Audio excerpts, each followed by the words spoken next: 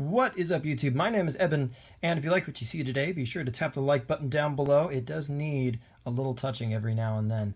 And what we are going to be looking at today is a rather unique deck. And it's kind of, in a way, it's kind of a little more casual, and it's kind of like proving, hey, we can do it. But I'm going to let you take a look and decide for yourself. We run 3 Palkia EX, and we're trying to capitalize on his Aqua Turbo to get energies onto our field quickly to power things up. So this guy is obviously your ideal starting Pokemon, but we do have some ways to kind of get around and make sure we got our ideal set up in those first few turns anyway. But what we're combining him with is Ho-Oh EX, which of course I think at first glance you're going to be thinking to yourself, what? Palkia EX gets 2 water energies and attaches them to one of your benched Pokemon. And while yeah, Ho-Oh EX does want a water energy, it's more than a little crazy to say, I want you to put 2 water energies onto this Ho-Oh. It's a good thing. But, we are also running 3 copies of Second Coat Smeargle. And the idea is we are going to try to get multiple Smeargles onto our bench quickly so that we can use Palkia to power up our Ho-Oh, and then when Ho-Oh goes into the active slot, our Smeargles can quickly repaint all those energies to be the type we want. And once we get Ho-Oh active, we can even get a little bonus with 2 Smeargles on our bench, as we can have the 3 energy to attack with our Ho-Oh. We can use 1 Smeargle to switch it for a fire, heal 50, and then use the other Smeargle to switch it back, so that we can actually get the benefit of the fire energy, but still only have 3 energy on the Ho-Oh at a time.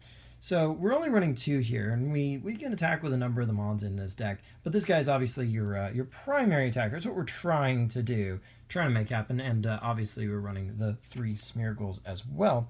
And we have one of our alternate attackers is Manectric EX, partially because he doesn't need a lot of energy in his own type to attack. In fact, you could overrun with any energy at all in the deck. But it's also a nice way to put damage onto things so that Ho-Oh can just straight up pick up knockouts when it attacks. And the Assault Laser, of course, is a great way to pick up knockouts, especially against things like Shaman EX and Yveltal EX that are pretty common. So he's a very good backup attacker for us. We're also running 1 copy of Jolteon EX. Once again, doesn't need much of his own energy type and shares energy types with Ho-Oh in terms of what he needs to attack. And his Flash Ray makes him very powerful in terms of like being a backup attacker in case you're not going to be attacking with Ho-Oh.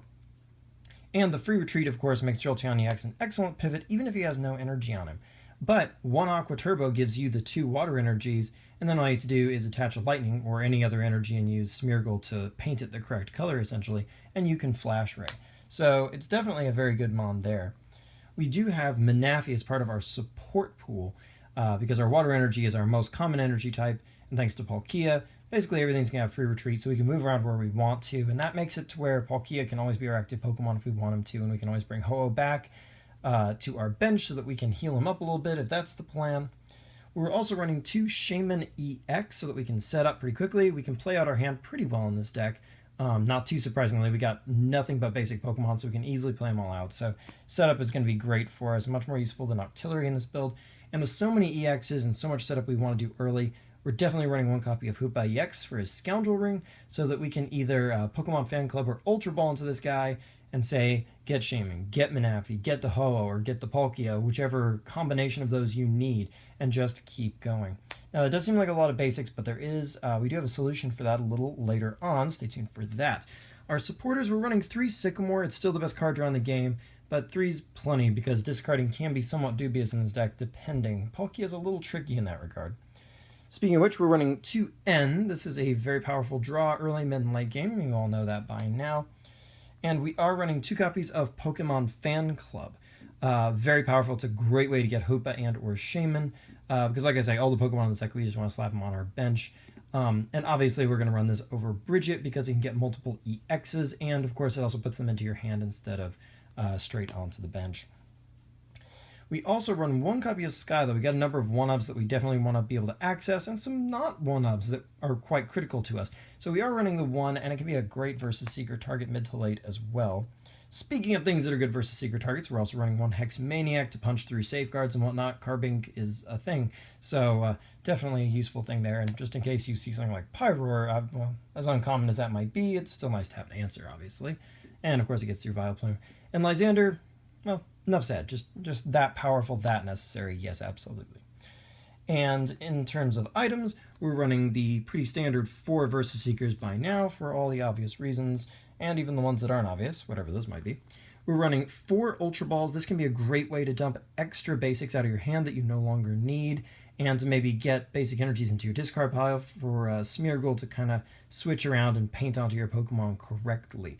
And of course, it's an excellent way to go get Shaman if you need to. So definitely a 4 of there.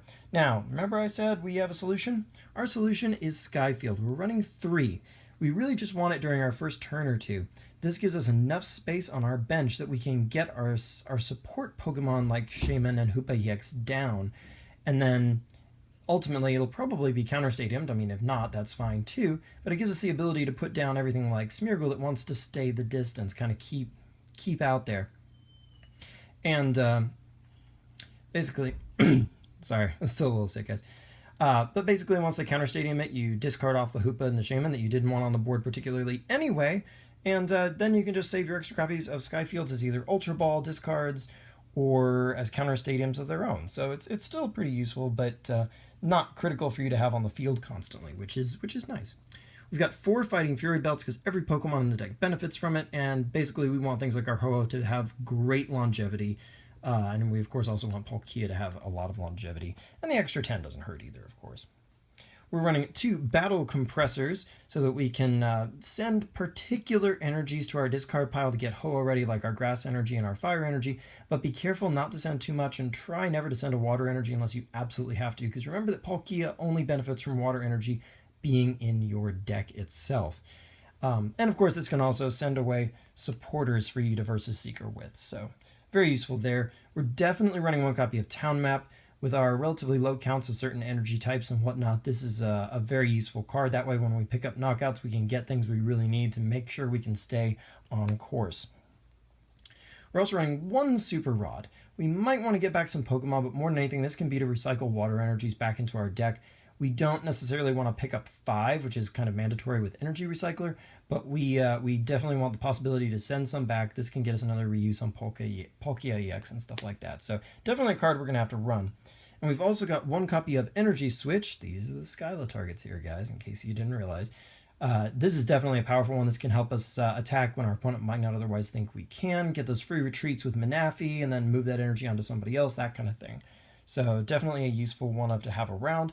And we're also running 1 copy of Escape Rope. Remember, we got lots of Pokemon with 3 retreats, thanks to Manaphy, essentially, and Jolteon's got 1 naturally. And this can be a great way to cycle past Pokemon like, say, Jolteon EX or Regice on the other side of the field that we might need a way around, in addition to Lysander. So it's pretty useful there, and it can get Pokemon out of the active slot like Palkia if we need to, just in case Manaphy's not around. And now comes the Energy Base, which looks a little complicated, but it's really not so bad. We've got 8 water energies here, and we're running primarily water energies because, of course, Palkia is the guy who gets the energy out and flowing so that Smeargle can put it to good use. So we're running 8 for that very reason, and, of course, Manaphy, of course, too. And we're running 3 lightning energies. Obviously, we're running a little more lightning than our other extra energy types, because we do have Jolteon, we do have Manectric EX, who are going to want them. So it's nice to be able to maybe draw into them just a little bit more. But of course, it wouldn't hurt to Battle Compress one of those in as well.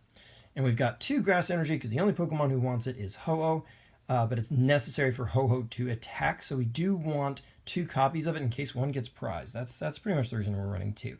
And we do have 1 Fire Energy, because while it's not absolutely necessary and only Ho-Oh needs it, it's still pretty gosh darn useful to be able to heal 50 points off of him.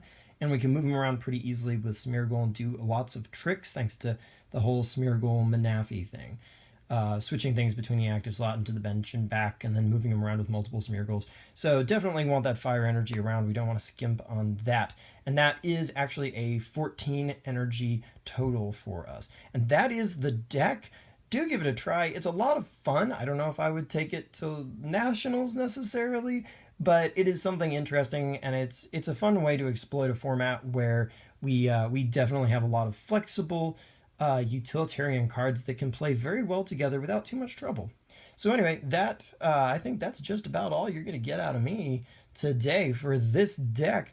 So until next time, like, comment, subscribe, check me out on Twitter. Link is below as always, and I will see you next time.